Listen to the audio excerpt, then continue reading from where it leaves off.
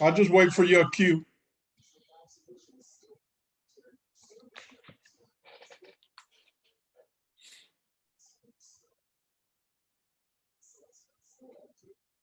All right, this is Bishop Bowser with Slow Motion, Shafat Outreach Podcast, and we typically call this Slow Motion with Bishop Bowser. And so we're coming on here live and on Facebook, and also through our podcast, Shafat Outreach Podcast with Slow Motion with Bishop Bowser.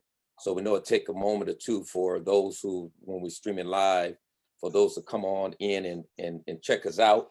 But we're going to ask that folks come on in and check us out on Slow Motion with Bishop Bowser. We have a good one for you tonight. We have Brother Curtis Howard with us. Amen. And he's the chapter chair of All of Us Are None, which I'm a member of that. And All of Us Are None is doing some great work, for the formerly incarcerated, even those that are still locked up. And they've been doing great work for some years and years and years. Really appreciate everything they've been doing. And also, Curtis is former gang member from Neighborhood Crips. And so we're going to share some things with you. And he wrote some books. He's an author. He's doing a lot of great things. I don't know. Curtis be on it. And I mean, man, you be on it. You be on me too. Like, hey, man, I need that information. And I was like, how he finding time to write and run the chapter and do all the things you're doing with helping the homeless and different things. And a real busy man, really appreciate you coming on the show today and everything, man. So how things been going?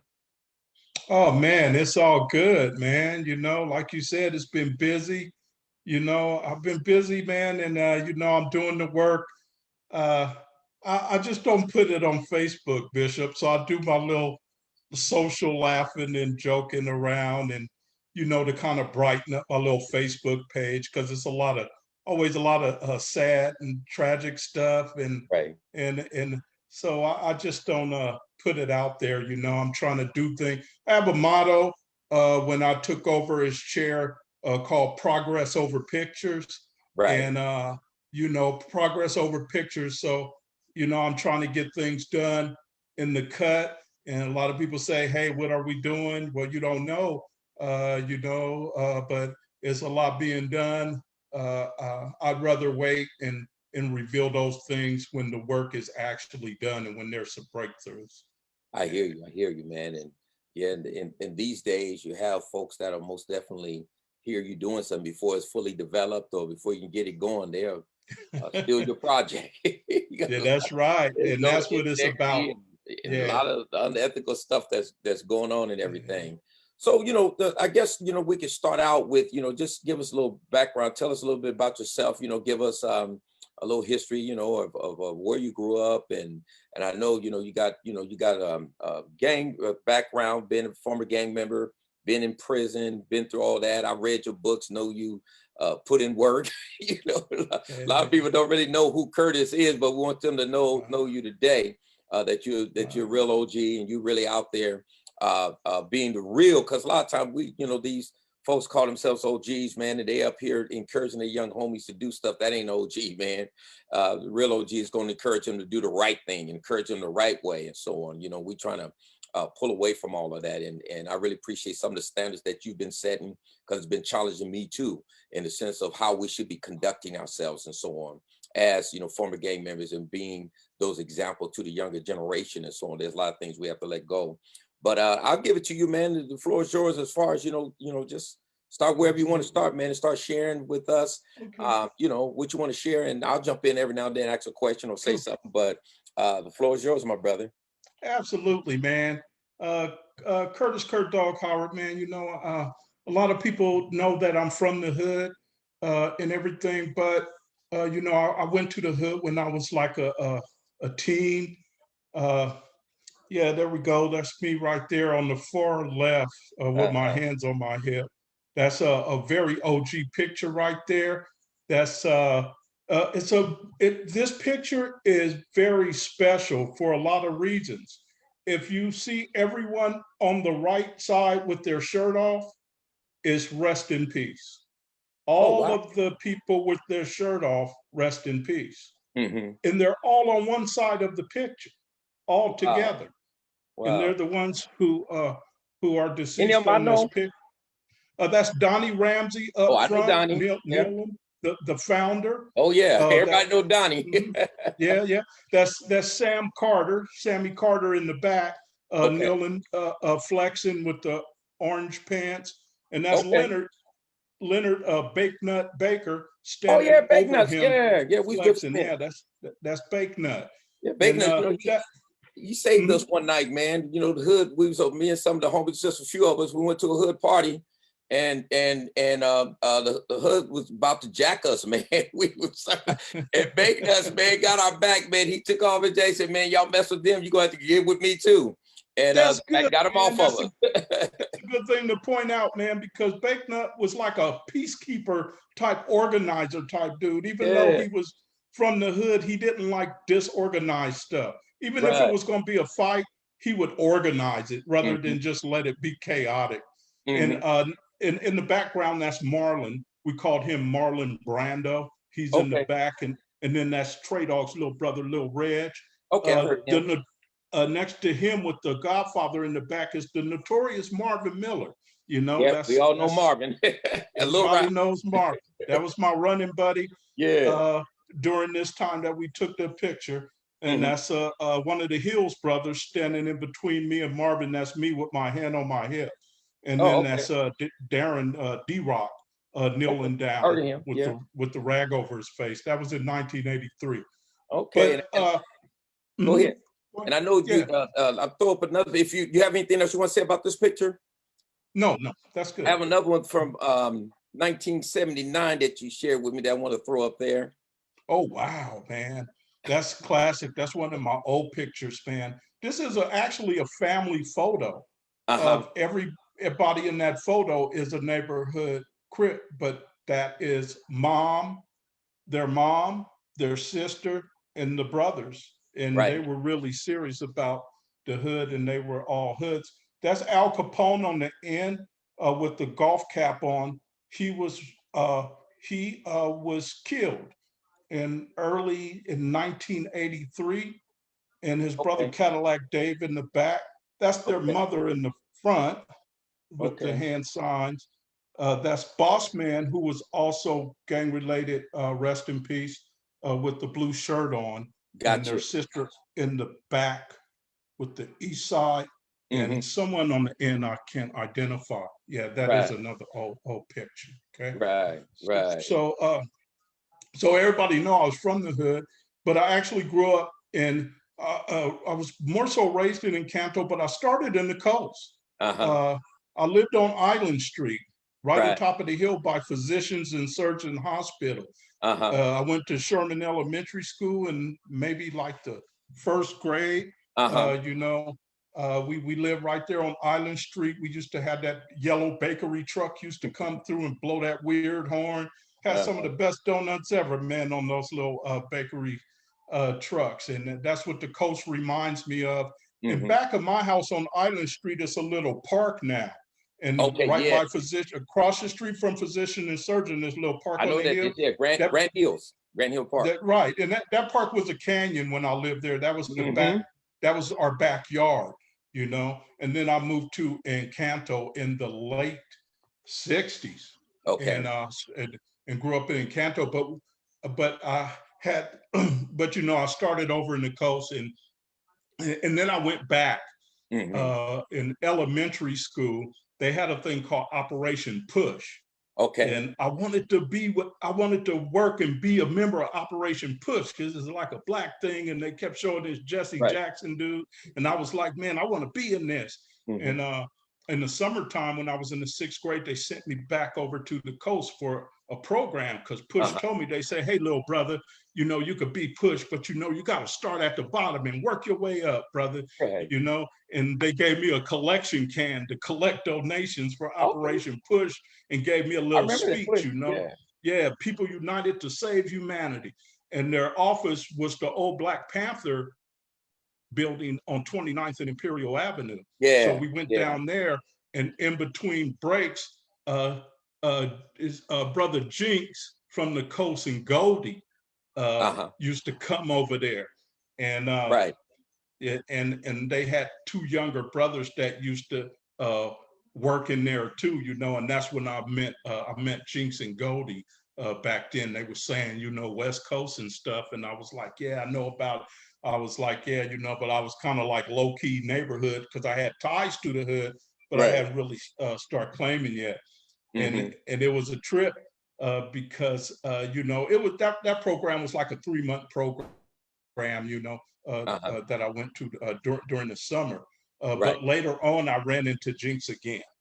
Oh, okay. And as you know, the hood and the coast did not have peaceful passings. When we Exactly. ran into each other, it was on.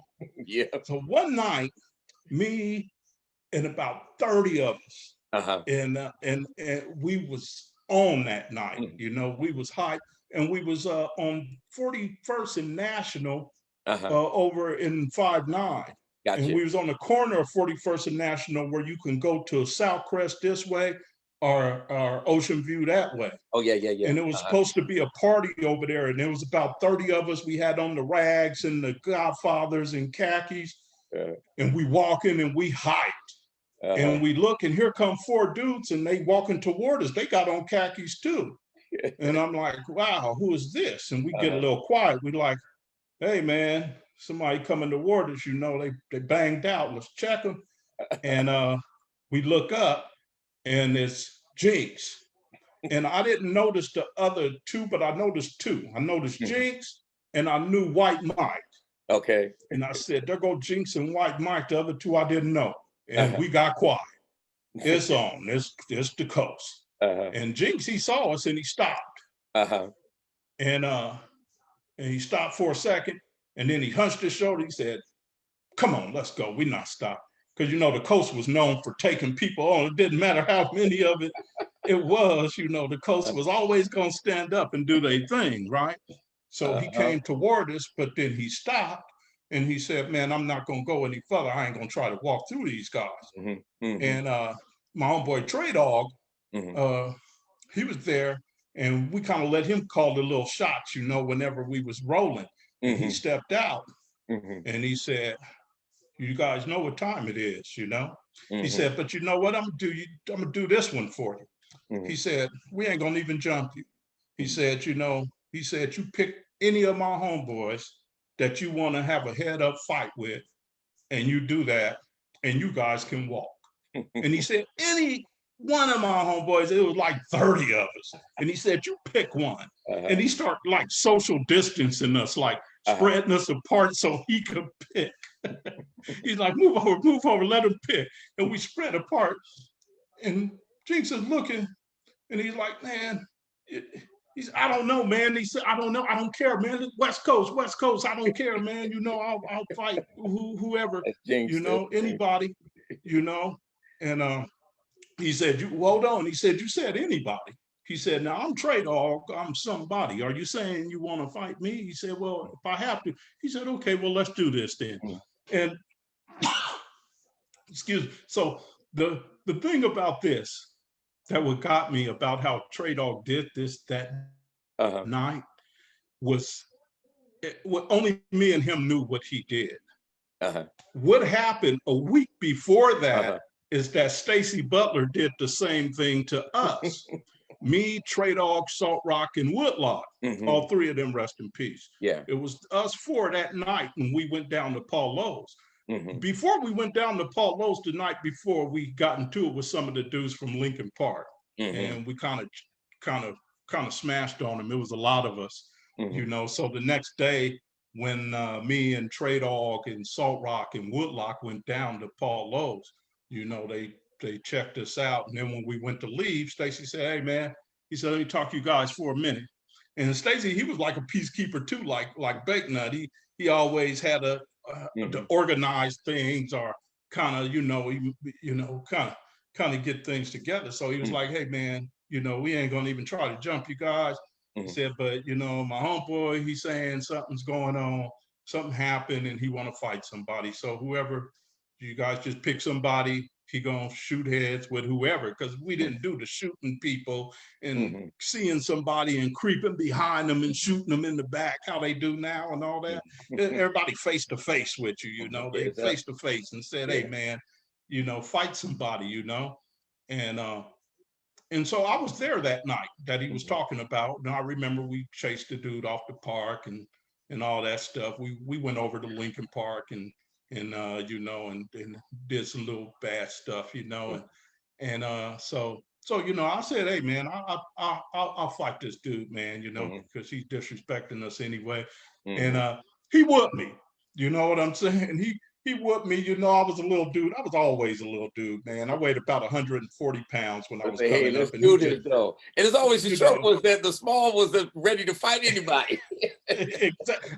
And I was the loudest mouth of the bunch, you know, in the league. Now, you know, now I'm like 235, 40 pounds, you know, but, and even later on, about 5 years later, you know, I end up being a pretty big dude, you know, but I didn't retroact nothing. I didn't go back and say, hey man, let me finish this, you know. I was like, what happened, you know, and he got the best hand. Wasn't no MMA ground and pound type stuff, you know, but he whooped me, man. I couldn't whoop that dude, man.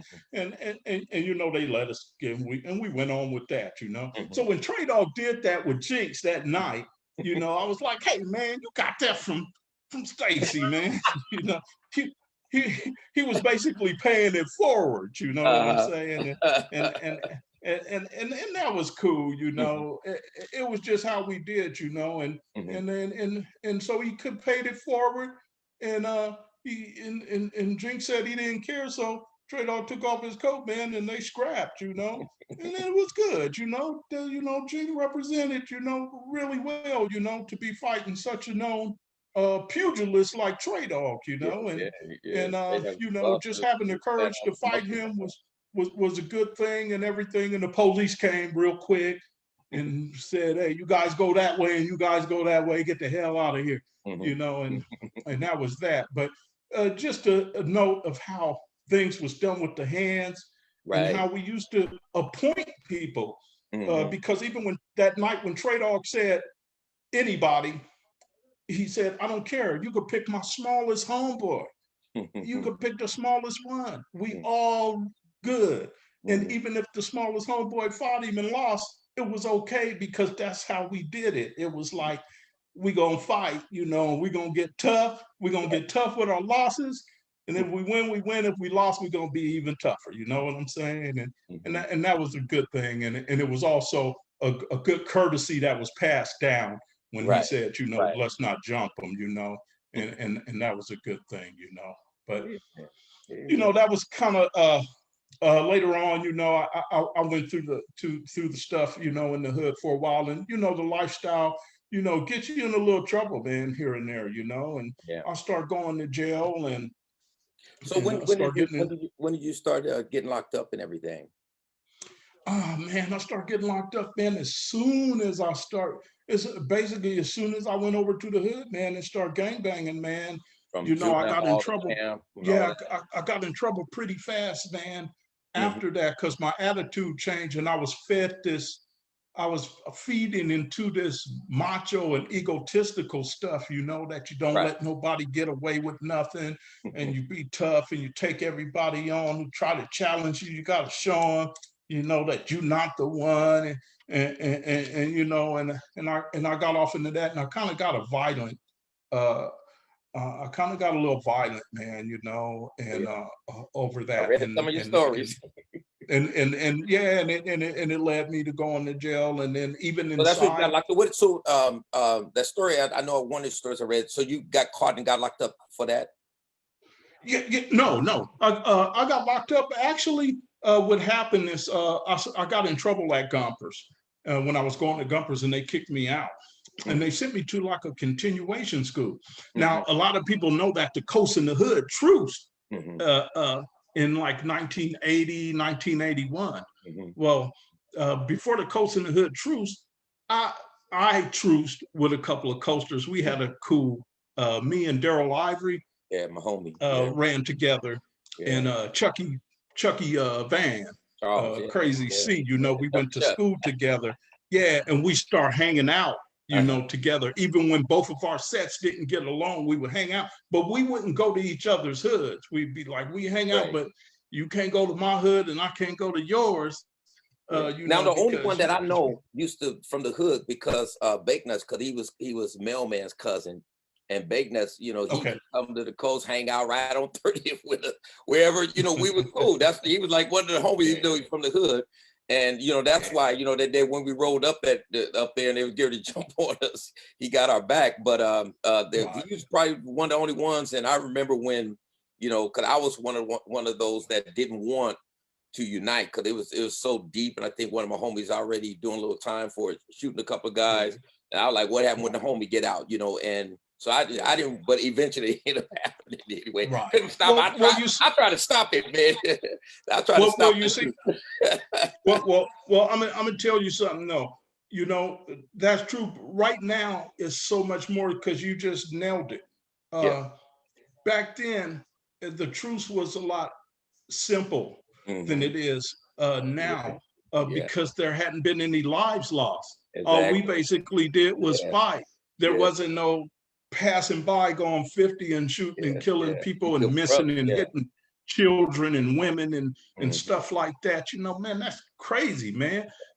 So we fought. So there wasn't a lot of deaths involved. It wasn't Right. so when the coast truce, they truced at the same time Lincoln Park and Skyline truced, and Hmm. there was no deaths or anything between any of the Right. sets at the Right. time. So Right. it's easier to truce. So nowadays, people are like, there's the truce, and everybody then lost like 10 or 15 people, Hmm. Oh yeah, and a lot of and bloodshed. yeah, because I carried the casket of the very first person killed in gang related Hmm. violence between the Crips and Bloods in San Diego, Hmm. and I was a first in a lot of things. It's a lot of haters and stuff, they people hate when you say, so I don't talk about a lot of things, I talk about, like I just said, about how I lost a fight. I'd rather say I lost a fight Yeah. than to sit in an interview and say I beat somebody up, Right. Right. and Right. I won all of these fights. I ain't gonna talk about none of those wins. That's what Uh, Paul you said. I know, boast on my weaknesses, and yeah, I, I like for people to be able to relate to me, and I don't like to paint myself in this different picture. So I always talk about things like that when I talk mhm, about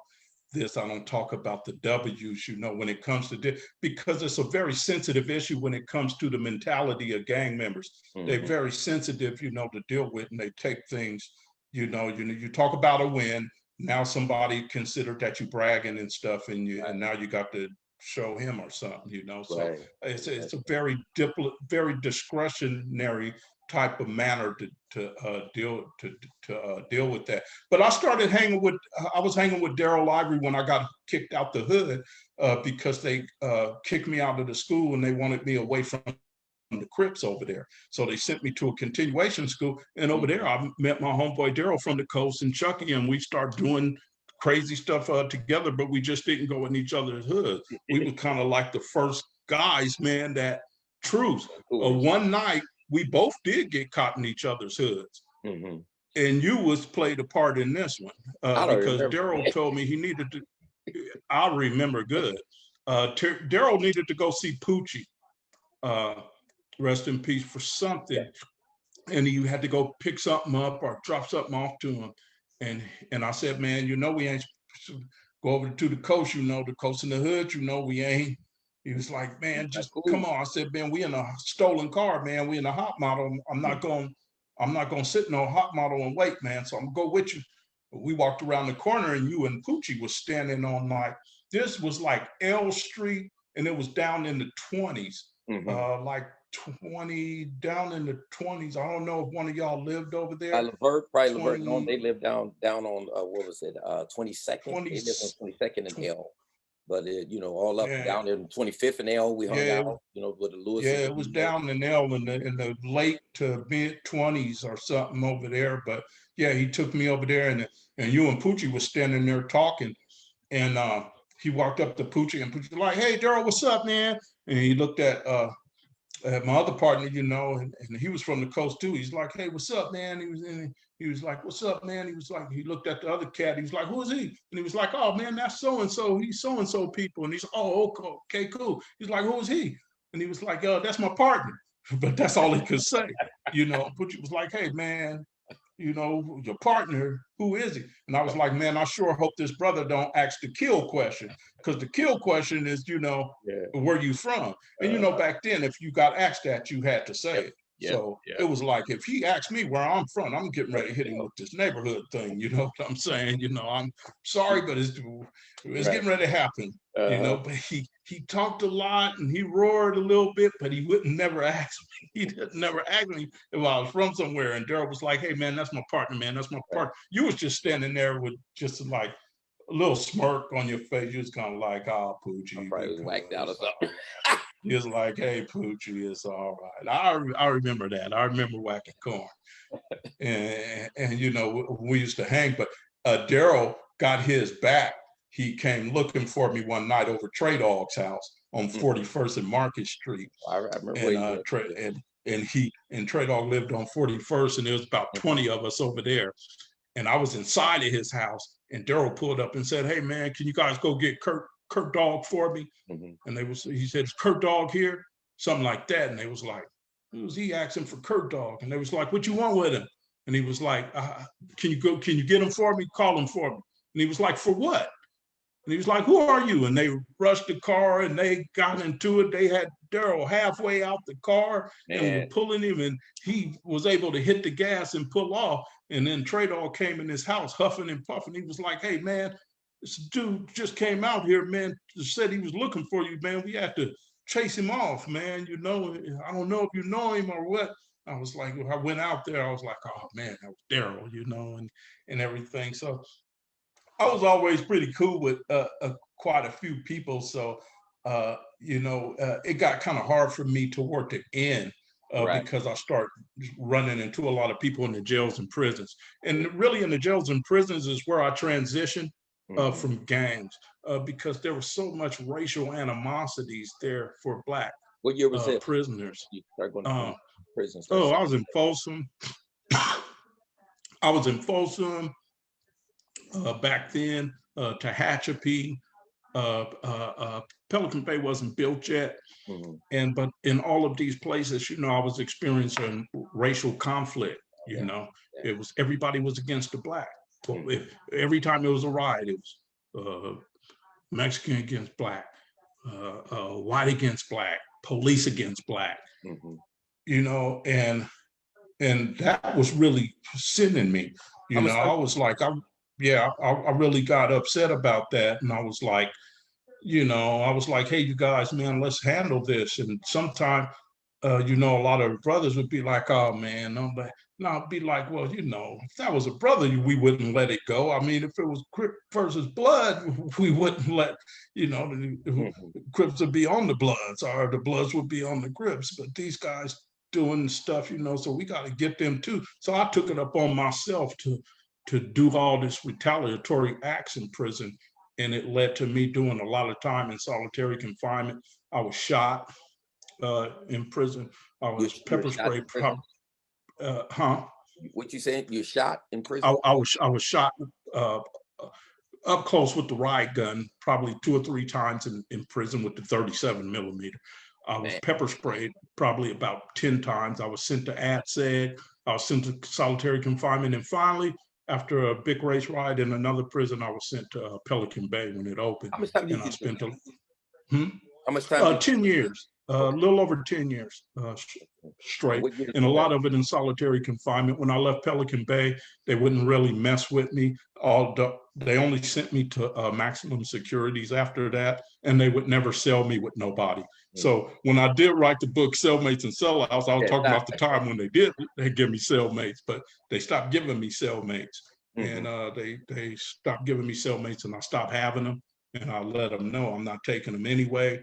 You know, the solitary confinement kind of broke me into a loner, you know, so I kind of basically felt like, you know, can't nobody come through here, and what you years know, on me, you know. that you did your 10 years? This was in 1990.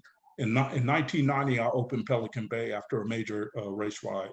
Okay. And they, after being involved in so many racial conflict, they deemed me, they call it incorrigible. Okay. Okay. So they said I was incorrigible. Mm-hmm. And they sent me to this new place called Mm-hmm. Pelican Bay, man. And it was hell, man. Mm-hmm. It was a really crazy place, man. It was mainly just all lifers there. Everybody in the shoe program was there because they did something at other prisons. They did some type of act of violence at another prison, or were known members of prison organizations, which I was a member of a prison organization as well. Mm-hmm. Back then, they had the Black Guerrilla Family. Yeah. They had the Consolidated Crip organization, which I was a sergeant at arms Mm-hmm. for the CCO. They had the UBN, the United Blood Nation. They had the Vanguards, which was a Black organization. Several different Muslim factions, like the NOIs, and then they had a different Muslim group too, who did not have the same ideologies and whatnot. And it was a lot of recruitment going on and stuff in the early days, man. And I took part in it, and I stood up on a racial thing. It started kind of appealing to me more than the gang thing because of the stuff I was seeing that was going on there. Right. So after participating and doing all of this solitary stuff, it was hard for me to. It kind of ended my gang thing. I started looking at things from more of a Solitary racial confinement perspective. did. I kind of. What's that? Yeah, and looking at things more from a racial perspective, and then recognizing the system and the prison industrial complex for what it was, how they was playing all of us, into fighting each other and everything, how all of it was just part of the plot, man, Mm-hmm. to keep us at each other's throats, to take the focus off them and what Right. they doing to us, man, Right. and how could you still do gangbang, man, after all of this type of adversity that's going on, not just from a racial aspect of the other prisoners, but Mm-hmm. from the system itself playing us and Mm-hmm. using us. And I didn't want to be a part of that usury anymore, so I started writing, and I wrote like 3 or 4 books, actually. The first one, my most major project I wrote 20 years ago. I called it Crips in Politics, Mm-hmm. but I changed the name to Who's Left, because it takes you through a journey of a whole lot of things from the beginning to the end, and at the end, it's like who's left, Mm-hmm. And I'm releasing that book on Hood Day on 4/7/21 in a couple months. 4/7/21. Who's left? So what year do you start seeing the transformation happen in your life? I started seeing it, man. Basically, after I left the prisons, and after the shoe program, and then I did I start seeing the mindset changing then. But I still did, like, I grew dreadlocks and What year was that? and did all this. And in the 90s, I grew dreadlocks. I had dreadlocks all the 90s. They actually, after I did 10 years, and when my 10 years was up, they didn't open my door and my cell door. And I said, what's going on, man? They wouldn't open. I had given away all of my stuff. I was just sitting in there with a Go couple home, huh? my TVs, all that stuff. I'm waiting to go home. And they didn't open my door, man. And I was like, what's going on? And later on, they opened the doors for something, and I ran out. Mm-hmm. And I seen the warden's sister. Mm-hmm. It was a Black warden, and his sister was a staff in one of the departments of the painting, or she was like a handyman. She wore a belt with tools. But she actually was the warden's sister, Oh, wow. And I ran out and I seen her, and she looked at me and she said, "Boy, what you still doing here? You're supposed to be home." Because we said our final goodbyes and all that. I said, they won't let me go. And she said, "Come on." And she took me to the office. And when they seen her, Mm-hmm. they was the captain and all of them was like, "Oh, how can we help you?" She was like, "Why is he still here?" Mm-hmm. And they said, because he wouldn't cut his hair. They said because he still has hair. He still has them dreadlocks. Everybody else cut their hair. The natives, the indigenous, the natives. I really thought they was gonna stand their ground on it. They all cut all their hair off, and everybody else they were cutting their hair. I said, man, I'm not cutting my hair, man. And and so on the way out, I said, I'm still not cutting it. And she said, send him home on the bus right now. And it was like, oh, we don't have any buses right now, but we'll get them first thing in the morning. And she came back and got me, and another corrections officer, a black man who had was cool and had given me a job in his department. He came and got me, and they walked me to that back gate, man, and see me out of there. How old were you when you got out? That was, shoot, I was about 34, 35 years old. Okay. So, at that time, when you got out. Yeah, I left in about 2001, okay. And haven't been back. And I had to, and I had my book then, Who's Left, that I had been working on, and that was completed. But when I came home, there was so many life challenges that I had to deal with that I really didn't have time to do it. I put it on the back burner, and then a lot of things had changed. And so I had to basically kind of rewrite the book, in which I'm done now. And it's a brilliant book, man. And it's really, a lot, really a lot of information in it. It tells the story of my life involving gangs, drugs, and the system and the prison industrial complex. And it dissects or like details each subject matter: gangs, drugs, and the prison industrial complex. So I give a really heavy input on each subject matter. I'm an OG.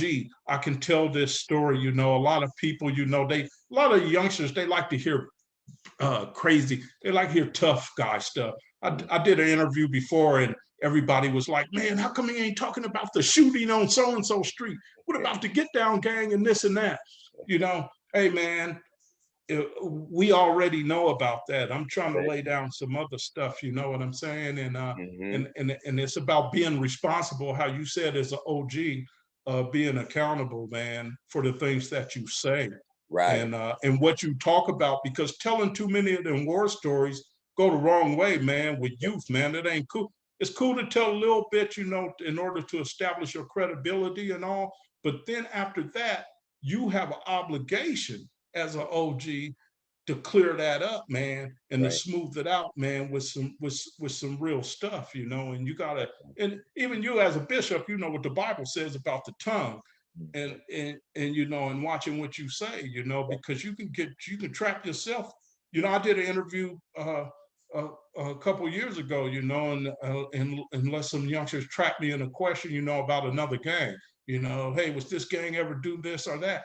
I'm not supposed to answer questions like that, because they're questions that can cause conflict and stir up dissension, that people can use it to taunt other people with, what I'm saying. And it's just a perfect example of not allowing them to hear too much of what they want to hear, and you giving them what they want, because it's a sensitive subject, and you got gang groupies out here that's running around with gang members, and they really think it's cool.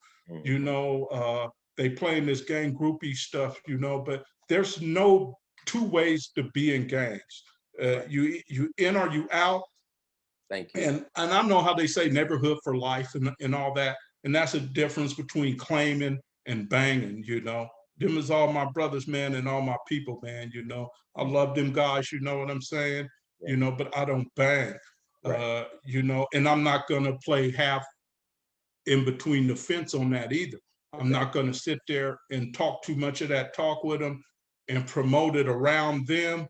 And then when I get somewhere else, then I'm a different person, You gotta stay the same person, and you gotta represent anybody who's transitioning right now, because there's a lot of people in organizations and programs, but a lot of guys that's in these organizations and type of programs, they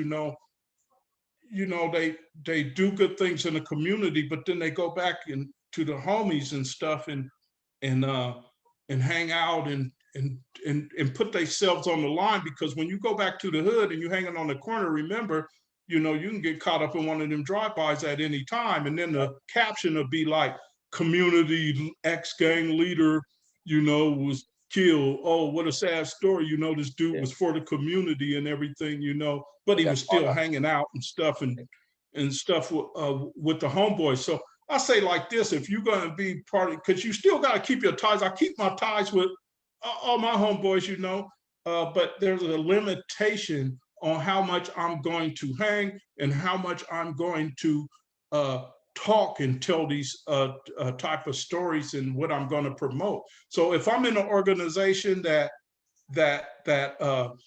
says I'm a former gang member, if I'm going back to my homeboys, then I would tell every organization, tell all of your members to bring one of their homeboys back, Right. to us, like an AA meeting. Go get somebody and bring them to the meeting next week or something. Otherwise, if you got the same gang members and doing the same thing and promoting the same, that's good for them. That's good what they doing. But you guys need to reach out to other people. So now, after our meeting is over, then I would ask each person to bring somebody next month. And that person that you bring next month is special. That's how you I get just them want to in. interject. You have a ball game made a comment, said, I agree when you're talking about the wars. He said the war stories can sometimes send the wrong message to these youngsters and really don't want to do that. And not only that, but when you get to talking that stuff, you say the wrong thing, you open up an investigation on yourself too. If you have some unsolved stuff out there, so you got to be careful in the things that you say, or something pop up somewhere, you boasting about this and that, and something pop up over there. Well, yeah, he was just talking about, he was shooting people, and so there's some things nobody needs to know, because you on these platforms, you have everybody watching and listening, and will come in and view and download it and everything else, and so you got to be careful, not only from the perspective of youngsters, hearing, unless you already done time for it and things like that, but you got to be careful from the youngsters. You don't want to send a wrong message to them, glamorizing it, and then on the other end, like you say, you start mentioning things that you've done to someone or some set, then they get reoffended, right? Again, like, right here, right now, like, okay, and then, you have police out there, waiting to hear something. They got the case way back, might give it a cold case or whatever, and that they investigate. And then they hear somebody say something, oh, okay. And they'll investigate you 3 or 5 years before you go. So you got to be careful. That's true. There's so many ways of being careful what you say and things like that, and for so many reasons, and so on. A ball game also said, I do the same thing when I kick it with these young people from the hood. I promote financial prosperity. He said, this is the ball game. He said, let Kurt know this is Michael Singletary. What's up, man? Hey, man, yeah, I apologize, man, because I didn't recognize him, because we all been through a lot of stuff, and our lives been taking a lot of turns where we haven't seen one another in a long time and don't even know what each other's doing, or where we're at. That's why I was glad to see him last week. I didn't recognize him, I couldn't really see him and whatnot. But man, big shout out, man, to Michael, man, stay up, my brother, and thanks for the support. Yeah, but coming on, Mike. Absolutely. But Bishop, one thing is that that is good about the community is that when I came back into the community, and one thing that I would recommend all people coming back home, especially for gang members or people who have done an extensive amount of time, I would recommend everybody at least inject themselves into community activism for at least the first year. Right. I think everybody needs to get that year in. Even if you don't stay in it, get that year of activism in. When they first get out? Yeah. I think when you come home, I think that you should be not the hardcore. I'm not talking about, because what I did years ago when the Trayvon Martin, and they was doing protests, and I ran out there and jumped out there because we put it down, man. We pretty much proactive, and we get all into this kind of stuff, but it's dangerous for us. And that's why a lot of us can't take the same positions that a lot of people take out here. They don't know. because they think you don't know how down you are for something until you get tested. That's You right. don't know how much of an activist you are or how much of a gangbanger you are until something happens. That's right. Activists, they think they about it, yelling all the power to the people until the police slam their ass down and take them to jail and put a charge on their ass. And now they sitting there saying, man, I got my family and I got my people. Then you're going to, yeah, and then you're trying to figure out, you know, how down you really are. And the same is with gangs and prisons. You go there, you know, you're getting in a ride, the police shooting this 200 people on the, and you don't know how much you about it, you know. Well, I've been about it. I've been through all of that fire and still represented it. And sacrifice really is the test of time on everything you claim you are is about sacrifice. If you don't have no sacrifice, man, you still ain't been tested. So you don't really know. I've seen activists get arrested, man, for stuff and get thrown in jail, and the community might help bail them out, but the community can't really take that charge off of them. The best activists, right, you know, and them strikes either. You know what I'm saying? So a person, a formerly incarcerated person, really have to watch what titles that they play, and when it comes into doing activist work, because we're different. Our struggles are different, and our consequences are a lot different than I'm sorry, go ahead. Other people. And it's just different. So we have to be careful, and people have to be careful about what they ask us to do. That's right. As well, because bailing me out of jail ain't shit, because I have to go back to court next month. Right. You know, and you can't bail me out of that, you know. So we have to be careful and be very strategic about what type of things that we do in the community. Yeah. And Michael Singletary said, it's all good music, brother. Love you, Black. And you know, one of the things, you know, because I agree, and one of the things that you know, because you know, a lot of times, so where the brothers at, and you know, where the OGs and all that out here, when you protest and things like that. And one thing I say, you know, a lot of Black men got records, felonies, on probation, parole, some type of way been impacted, and they ain't about to go out there and trying to rebuild their lives. And like you said, when you got out, it was a struggle. And so when you're trying to rebuild your life and stay out of the way, and these folks over here that don't have no record and or have a huge platform, even if they had a record, they still can succeed in life. You know, they don't understand that, you know, like with a lot of our young brothers and brothers that's been through the system and caught up in some kind of way, and just being black men, it's real hard for you and hard for us. And then you want to come out there and get caught up into something criminal from the perspective of getting arrested and putting your body on the line. And then if you know, you left out in the cold 2 or 3 years later, you're still suffering from it, you know. And then and then half of the time I sat there in Pelican Bay, I didn't even get a letter.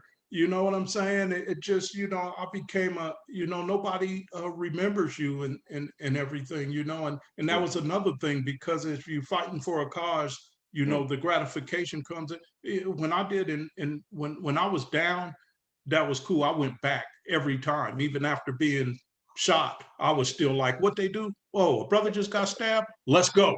You know, and I'm ready for that sacrifice again, because it was appreciated, and I felt like I was really doing something. But now I just say that there's other ways. For when the revolution comes, call me. I'm there. For real, yeah. But don't learn how to use us the correct way without putting us on the line, because you bailing me out or writing me letters and all that, if I get buzzed, ain't gonna do nothing for me. You know what I'm saying? Because you can get arrested during the protest and go to jail, but what's gonna happen to me is they're gonna take me down there, and then they're gonna see who I am, and then they're gonna say, hey man, say he threw a bottle or a rock at you. Say he threw a bottle. And then they're gonna say, he threw a bottle, assault with a deadly weapon. And you know, game over. Exactly, man. Now the ball game, Maxine there said, my first riot in the pen happened in Laguna Yard in Chino. It shocked me, but what shocked me more was my willingness to ride. That's when I knew it was of no consequence to me who I got down with prison mentality. And yeah, absolutely. And the thing that when you think about this, and what people don't understand is we're looking at especially being former gamers, but if you're still like, if all they have to do is get one picture, like you went to the park today, and they can have that under surveillance, or wherever you went, you saw some of the homies, Right. Yeah. and they take a picture of you being there, right? Right. Hanging out with these guys, or whatever it was, Right. even though you just coming through, not Right. riding, not active. You don't have to, you can Yeah. be not active. But if you're doing that, and then you go out here and you with a couple of them, and then some of y'all together, and you're protesting something, but you do something criminal, you'll move, even if it's a misdemeanor, you'll move from a misdemeanor to a felony. And then they got these enhancements, and then they talk about gang conspiracy, participation in a gang, and all these other different types. Then you're looking at gang charge enhancements, and all these different things that pop up where I'm just protesting for justice, And so Exactly. folks don't understand that and don't realize that, hey, we got to be careful in the way we ride, and the way Right. the If way we we do do. things, and And it's on the line like that. completely different. And it's just like the disparities with white and black, how they get treated differently. Then it's a extra on us because we have more things going on with us where it's different. So I ride. That's why I ride now with All of Us or None. Because we change things through bills and initiatives and ballot measures and stuff, things that could really change and help people, Right. changing policies, and stuff, right now we're working. So people can see all of us. And I know you gave me the logo. Let me see if we can Yeah. stretch that out a little bit. If you can see that, can folks see that? There you go. Yeah. Yeah. So that's it right there. All of us are That's none. it. Yeah. And we're black and brown. With black and brown group, we have whites in the group, but we are a majority of black and brown group of formerly incarcerated people from all over the United States, and we fight for things to change things for formerly incarcerated people. We did Ban the Box. We led the successful Ban the Box, which took off of job applications the question, have you ever been convicted of a felony? Taking it off, Ban the Box. We shoot for Prop 17 that we just, went toward to pass, to allow people on parole the right to vote. Right now we in an involuntary servitude in the prisons, to stop them from forcing people to work in exchange for their freedom. Especially when you, as a black person, it's traumatic if you know your history to have to work to be set free. It's attached to slavery, and the whole prison industrial complex is blueprinted in slavery. Everything they do, from the bus rides and the shackles, it's just, it was a ship ride, but now it's a bus ride. The shackles, the work in exchange for your freedom, all the different types of things that they do that associated to slavery are all blueprinted in the prison industrial complex. Yeah, the 13th, amendment, dealing with 13th, dealing with slavery, for you can imprison a person and enslave them for the punishment of a crime. So then what they do is they criminalize our communities, right? And that's one thing Michael Singletary is saying, is that we have to change the legislation of those laws, right? Because what happens is when you talk about us and the charges and how they charge it, they criminalize you first, right? They come with the STEP Act, which was 1988, Street Terrorism Enforcement Prevention Act, right? And that's dealing with documented gang members, enhancements, and gang crimes and all that. And so then they set up a gang database, and then they over police the community, have you under heavy surveillance. They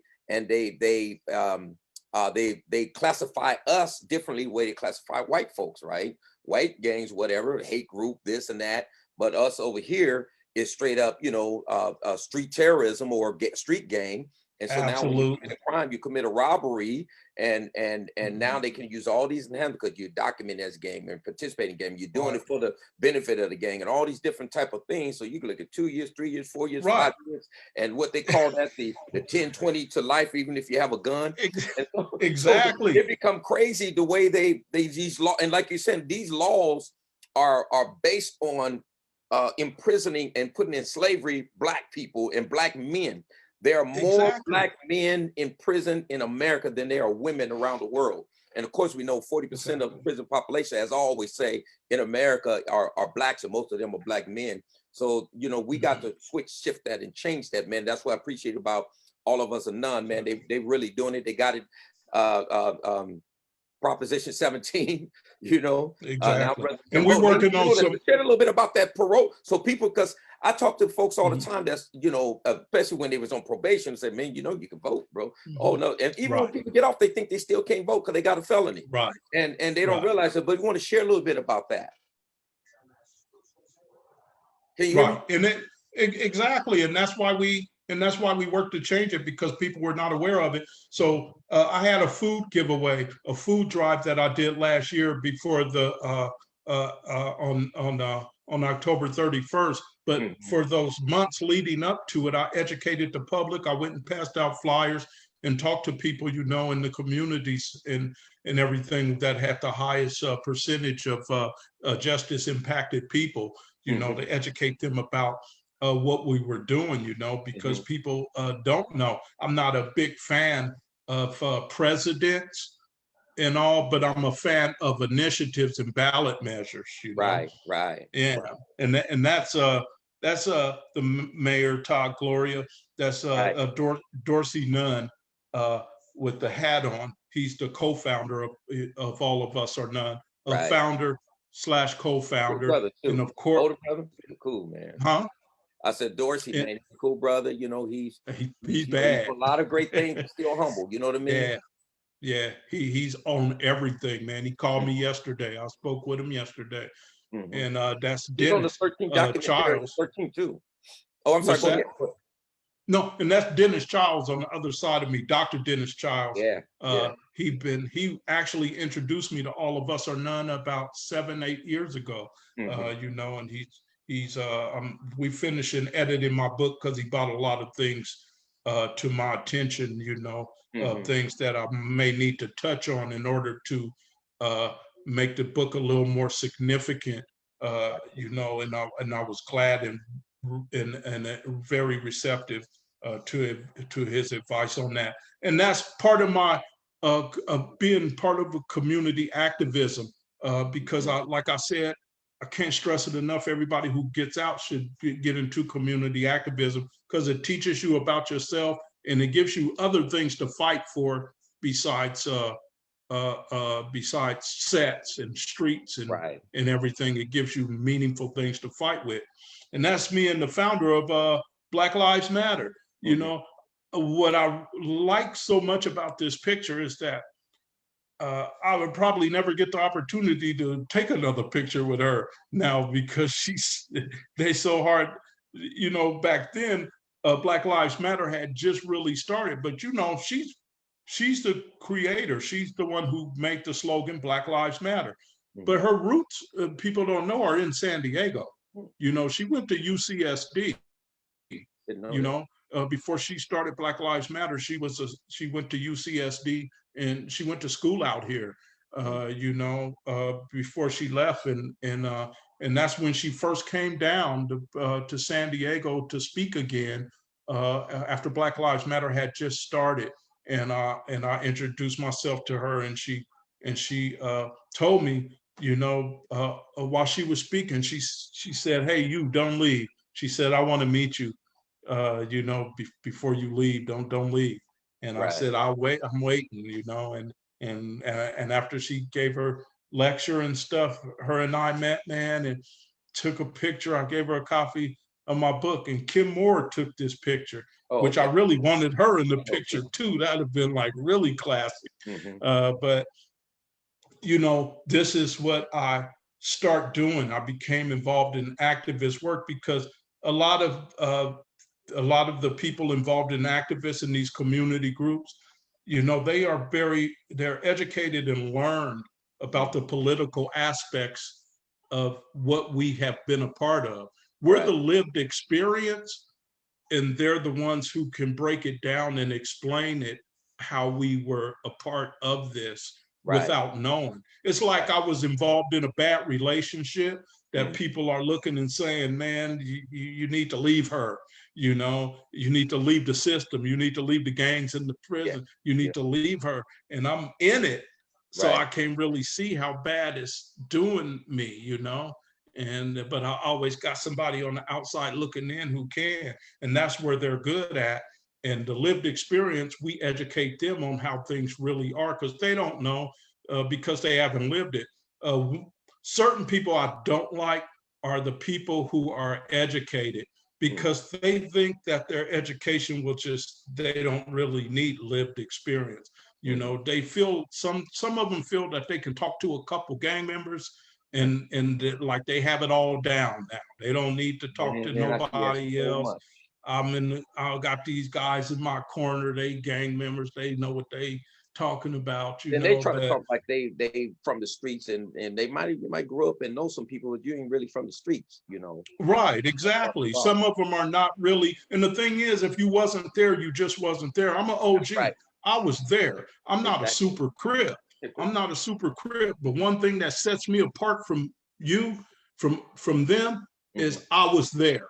And that Exactly. I'm an OG and I was there, and I call it how I see it. You don't know. All you Right. going by is stuff that you heard of. Exactly. And I don't care. You can study history of gangs We was all writing you history. want, but if you wasn't there, you don't know nothing, man. So you can gather up all your information from all these guys on the street.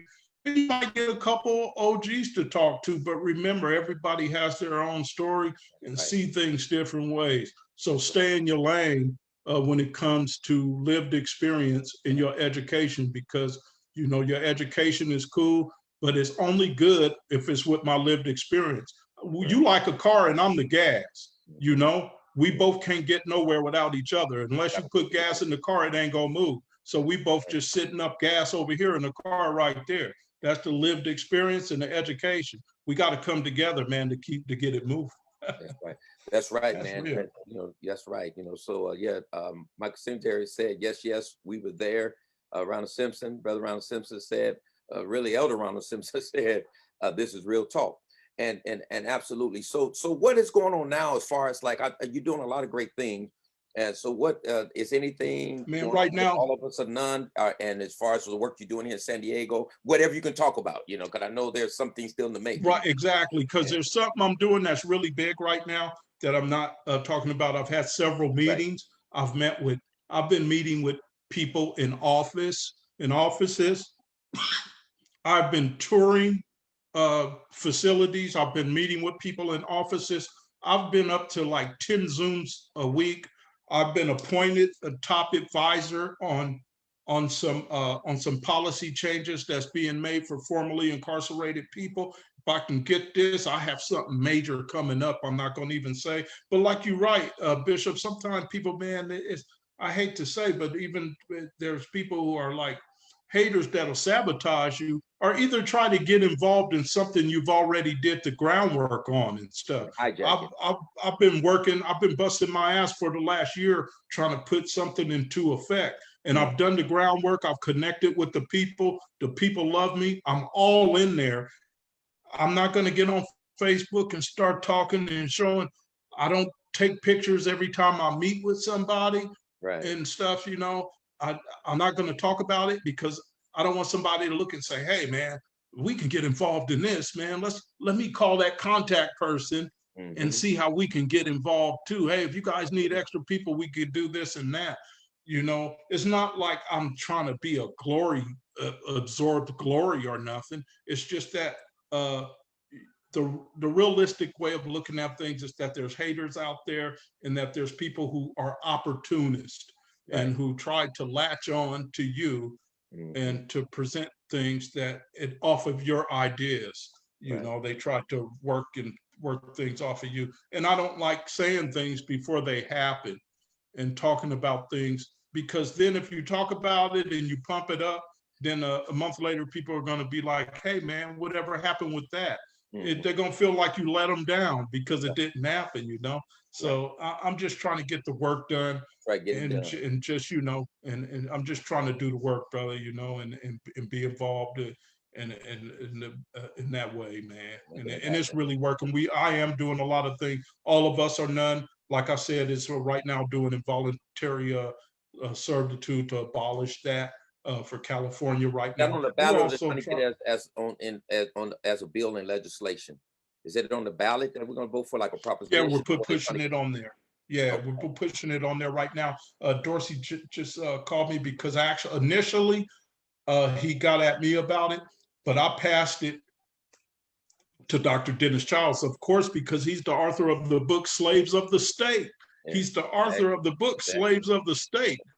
You know, he's the go-to man. He's a doctor and he's a college university professor, and he's very well informed on that subject matter, and he loves it and he's passionate about it. And plus I was doing something of what I'm doing right now, and it requires all of my focus and attention. So I passed that opportunity up to be a part of that to Dr. Childs. And yeah, we do. That's gonna happen. I'm really feeling real good about that, you know. Right. So you know, when it comes to one of the things that I know we're working on now, and we'll see what happens in a few months. But we've been working on, you know, we've been trying to do this work as far as dealing with violence, gun violence prevention, and gang intervention, things like that. Doing a lot of work on that, man. What do you think we need to do in regards to really trying to change the playing field, you know, in regards to how this gang banging thing is going, you know, with all the violence? How can we turn that around and bring some, you know, some, for lack of a better term, peace treaties, and have these guys, even if they just agree, you know, hey, we don't have to have no peace treaty, but we agree to give each other passes, you know, and not like we talk about that season of peace. Really, you know, right. I would like to see, you know, everybody's going to do their thing, but I'd like to see us come together on that from the perspective of, in our own lanes, wherever we are, begin to have this conversation and work with these youngsters that we're around, have access to really shift their thinking, right, from this gangster mentality to a responsible behavior, you know, so that, you know, won't get killed, won't end up in prison, and can live a productive life. What do you think you got any ideas of what we need to do, or what we can? I think we got to make it the in thing to do, and the cool thing to do, right, and the socially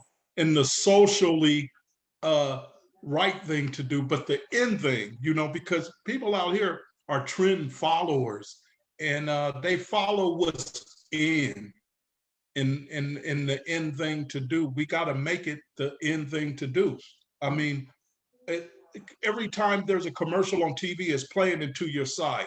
Right. You know, they're like, they have masterminded these ads and TV commercials to show us, you know, how to pull people in and how to make things cool. Look at the Popeye's chicken sandwich, man. Something that's been sitting around for years, man, that just popped up all of a sudden and got everybody a part of it, you know, and everything is like, it's psychological factors involved in forming society's opinions and mindsets on things. We can make it the cool thing to do, you know, and however way that we get together to make it that.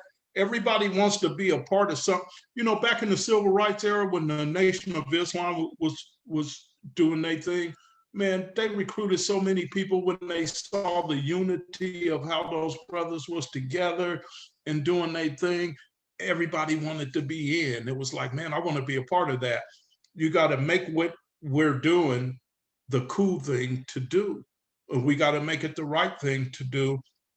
And we have to make it a cool thing to do. We also have to get our women involved. See, because a lot of these guys, the women actually attract guys to things. And that's why it's important to have the women involved in things and to reach other people too. But right now it's kind of like some gender war stuff that I see that's not cool. I see people taking credit based on gender now instead of I as a agree with that. people. And It's let me just like, say this right quick. you know, Hold your thought. Because I like want as to men get or women. these comments in here. Hold your thought real quick. But Yeah, yeah. Tina Luckett said, she said, know where your experience can best be used and apply there. You speaking out is powerful. Lead the protesting to those who can. But my brother, don't say, call me when the revolution starts, because we got to get there.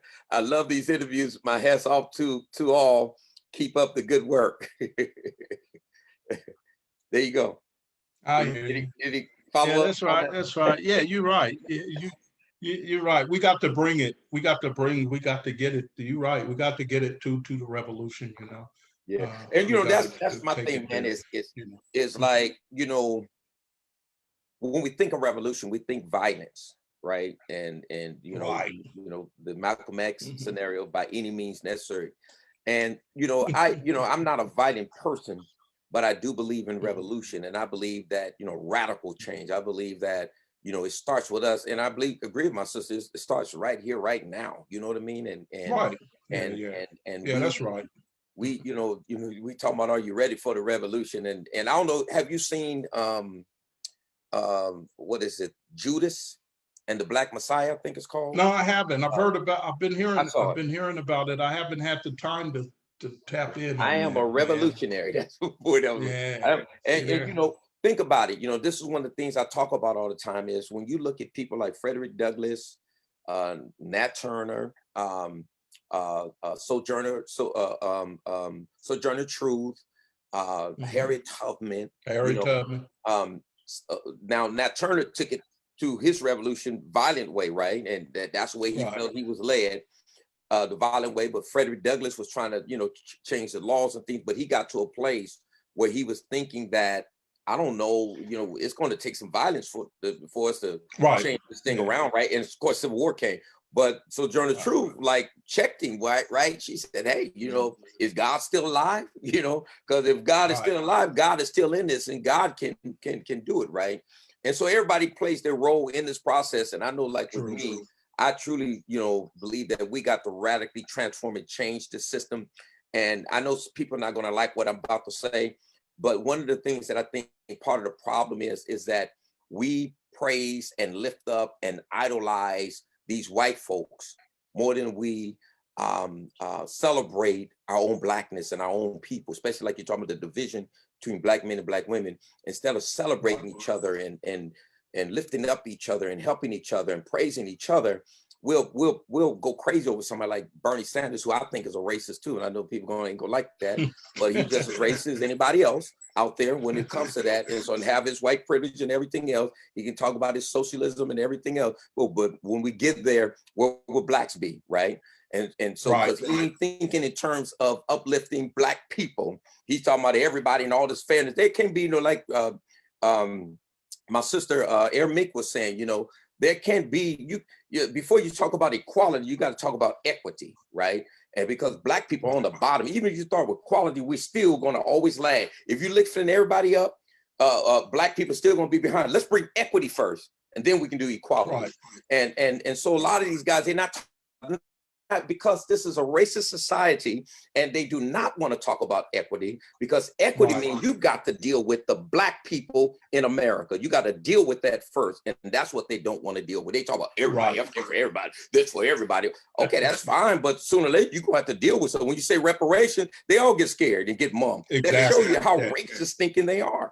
So I'm sorry, but that's just the way I see it. If we're really going to be for our people and talk about revolution, you can't talk about no revolution praising these white folks that really don't care about Black people like we do. We got. And I'm not a big fan of that. Like I said, I'm not a big fan of that at all. I'm into my, I'm more so a ballot measure and initiative type person. Because when it comes to these guys waiting on somebody to to change something for us, and having these great white hopes and saviors and stuff, man, ain't none of that, man. That ain't happening, man. So we do, man. We got to pursue our own thing, but we got to do it together, man. We can't be separate. I mean, when all of our brothers back in the civil rights, when all of our brothers, Malcolm, Martin, Elijah, Marcus Garvey, all of these people, and even Jesse Jackson, whoever was part of organizing the people, organized the people. They didn't organize men or women. They organized everyone together. They celebrated everyone's achievements. If I go on Facebook, I can see Black Girl Magic all day. Exactly. You know, when they just had this sister Tessica Brown that they're calling some gorilla glue girl, which is very offensive. I saw something on that. Ridiculous. But a Black man was the only one that reached out to help her and who successfully got it out of her hair. And there's not even been one post about him. I saw that. And not even the media haven't even said nothing. They're still calling her Gorilla Glue Girl and trying to get interviews with her on TMZ and all of this. But there's not even a mention of a brother because the hospitals couldn't even help her. And he think about that. Yeah. No hospitals could help her because they didn't want to. They wanted to let her suffer this, you know, because if some little white girl came to them crying with her little white girl tears, so they would have got that shit out of her hair the same night. But they said nobody could help her. But a Black man reached out with didn't ask for any money or anything, paid for her to come up there, successfully did the procedure and saved her hair on top of that. That's right. You know, and I ain't seen one post. I ain't seen one post about him. Well, because now we celebrate. Because it's so, and that's dangerous because now you're celebrating, you know, gender stuff, man, and we're gonna be in trouble, man, on that one. If we don't straighten that one out, you know, we're gonna be in some serious trouble because you know these people on the outside looking in, they're opportunists. They're already working on us already. If you look at TV commercials, you'll see Black women with white men. You know, in the brand new car commercial, a white man driving with a Black woman with a mixed kid in the car seat. A TV commercial of some fabric softener, a Black woman waking up in bed with a white man under some really smell good sheets and stuff. You know, they working with us on this already anyway. See, they working this, man. And, you know, and then they've got the gender stuff going on too, man. And we got to stop. And that bothers me a lot. That we don't even see right now. Yeah. We don't even see this coming. But if it ain't corrected, we in a whole bunch of trouble, man. That's how they divide us. You know? That's how they divide us. And we really got to, you know, I think we got the wrong people that folks are looking up to that's leading the way. And we got to quit looking at these celebrities and public figures to be leaders. Grassroots. It's us, all of us down here on the grassroots. But we got to wake up some of these organizations that, you know, trying to make it seem like they're the organization, the grassroots organization of the community, and when they're following the lead of white supremacy, right? Even though they are called out white supremacy, but you're part of that white supremacy and you promoting that white supremacy and so on. You'll celebrate this old white guy before you celebrate people right in the community that you know that is down there working hard and doing way more than this person ever did for this community and so on. And people follow what is trending. Yeah, what I've seen in my stay in as being a part of community work and stuff is that I've never went to school. I don't have a college degree. You know, I have to sit back sometime and allow other people to give me their knowledge about things from an educational perspective or a political perspective. You know, in that way, and I have to trust that they know. But at the same time, I've seen money come into play, and I've seen the people sell out their values when it comes to money. Money does always start changing people. Everybody's really passionate about things until they start getting paid for it. Exactly. Until they start getting They passionate about it until you start paying them for it, and then it becomes a business instead of a service. Thank you. You know, And I'm glad you said that, because like with all of us are none, and with what I'm doing with Shafat outreach and things like that, our church, you know, we all want to try to get funding to bring resources in so we can do the work and stuff, because there's a lot of work that needs to be done. But we don't compromise our values. You know, we don't compromise our integrity. We don't become unethical or greedy, right? You know, just you know, because we want money and so on. And we got to make sure that. And one of the things that I've seen, and I was talking with a group today, is because, you know, Mayor Todd Gloria, who you took, the guy using. Yeah, I took a picture with him, but you know, hey, you know, I was there for the picture, man. I don't even know the dude. I don't care if he's the mayor.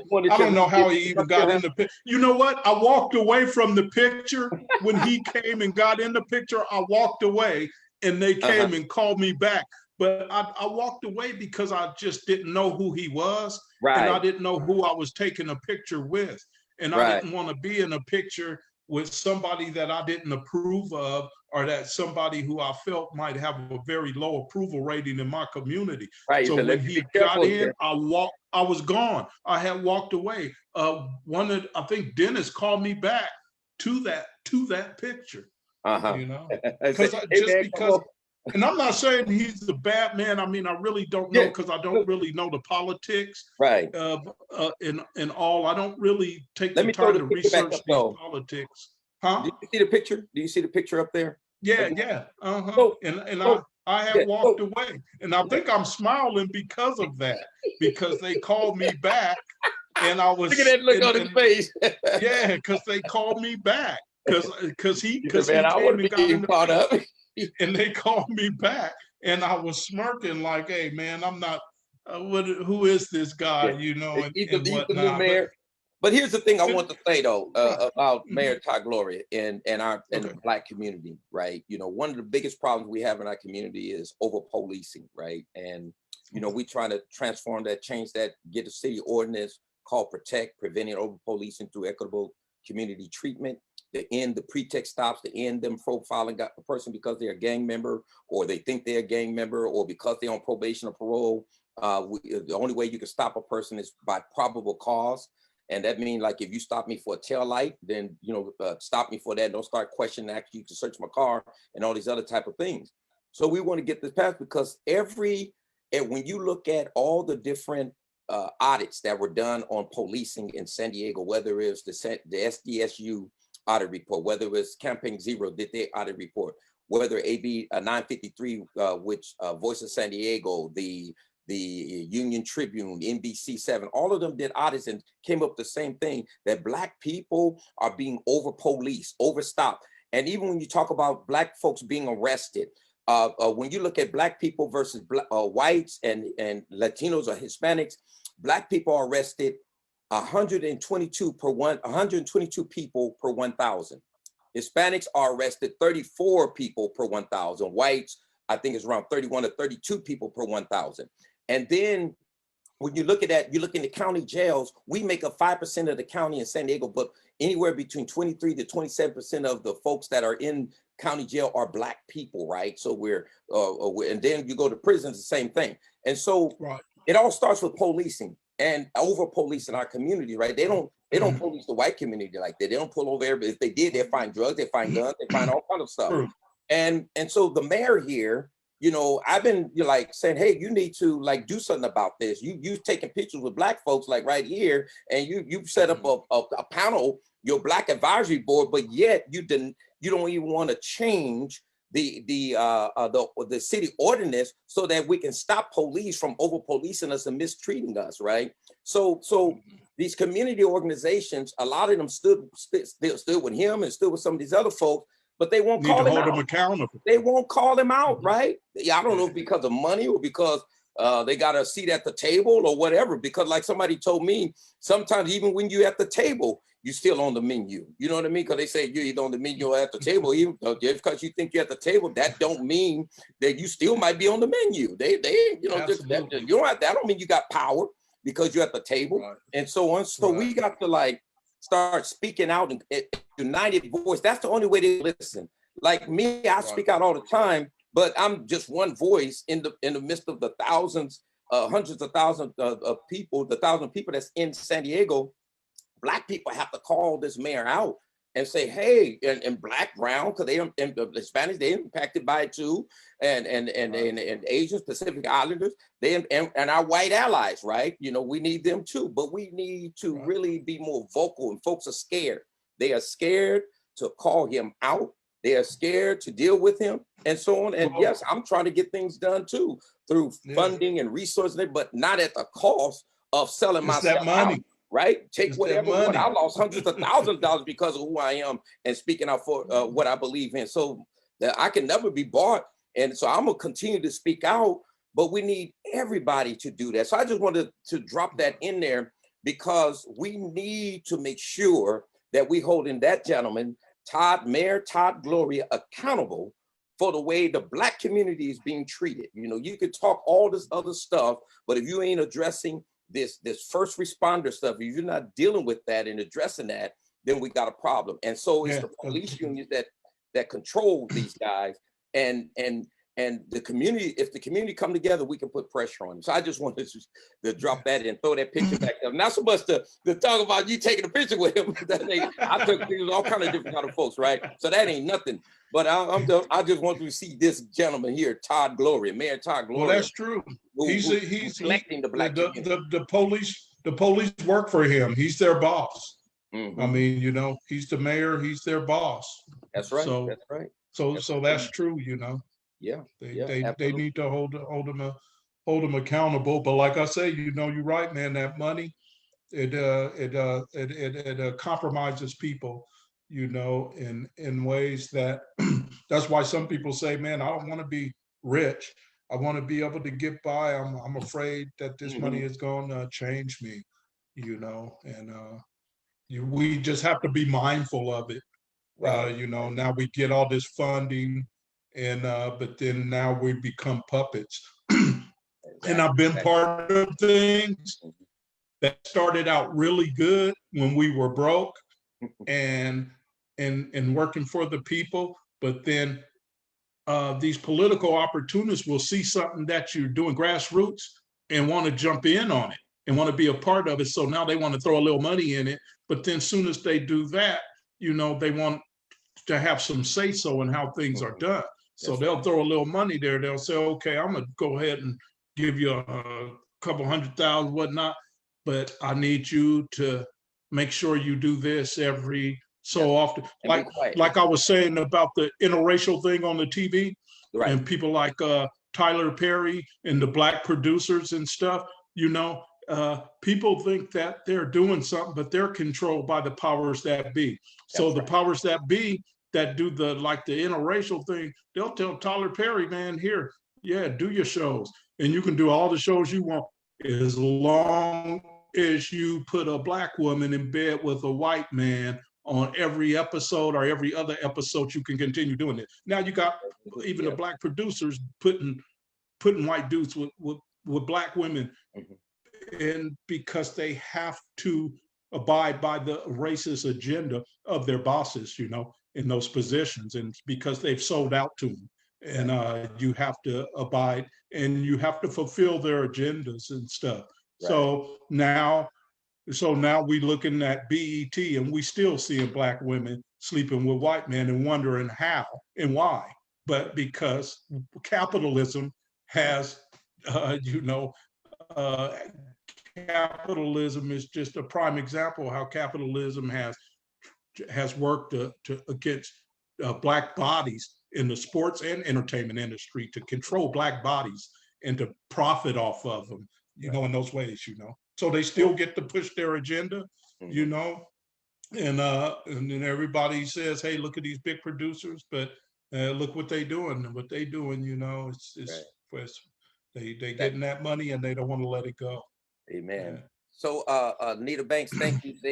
You say I'm listening. Thank you for listening. And you also, Nita Banks also said, God's good. I get excellent inputs from your Zooms. It is a learning lesson and a blessing. Thank you. And thank you for listening. Thank you for supporting. Thank you for tuning in. And everybody that's on here or come on, please share this and let's get the word out. and let's you know, we got to put the pressure on the folks that we're dealing with. So, you know, Okay. in closing, you know, I just want to give some closing words. Any final thoughts, anything else you want to say before we close on out?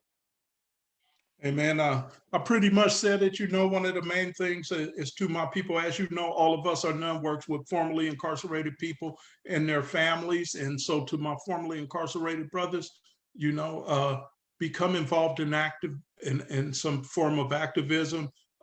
A lot of the groups and stuff, you know, I've been turned off by people and but you know, get your education on community work and get involved in community work because it gives you something else to fight for, something else with meaning.